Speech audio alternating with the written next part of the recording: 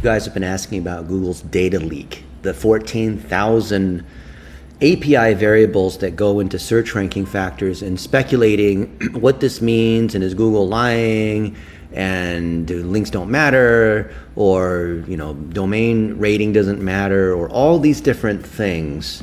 But here's what you need to know. If you are doing SEO the right way, meaning you are giving clear evidence that you have experience actually doing the thing that you say that you do, which is Google EEAT, then all of this is a bunch of nonsense, because these 14,000 potentially ranking variables are signals that could be used.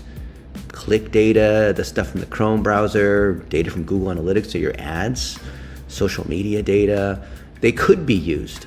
But rather than try to find ways to pass the lie detector test, which is what these SEO experts are trying to do, which is starting from the premise that they want to trick Google, why don't we do things the right way?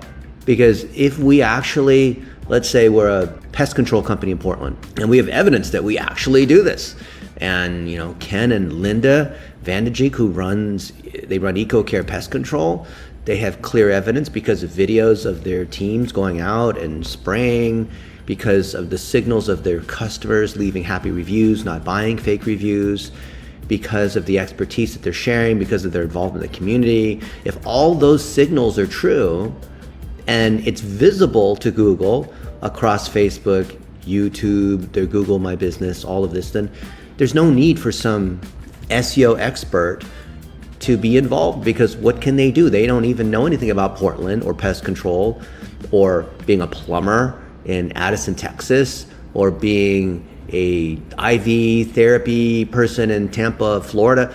Like, they can't help because they don't know, whatever it might be, San Antonio restoration, right? You need to show the signal that you do what you do. So if I'm Jeremy Newman and I run Crown, which does water remediation, right? Water damage in San Antonio, Texas, what are the signals, if I'm Google, that I'm looking for, right? That's what needs to be there. And yes, you can make the site load faster, you can add meta tags, you can do all that kind of stuff, but this data leak is really just noise among people who have started with the premise that they want to trick Google. And what are the ways we can AI generate all this stuff, or we can use clickbot traffic because that's a ranking factor, or we can adjust the GMB pin to be in the city center. There's all these things which have nothing directly to do with improving the user experience to generate real signals that Google is looking at. So if you look at it from the standpoint of a search engine engineer like me, then you see through all this nonsense and you're constantly worried about all these latest changes. So I hope you like the article that I made for you. I think you'll find it very practical, very reasonable, and you'll no longer need to be distracted with all this noise.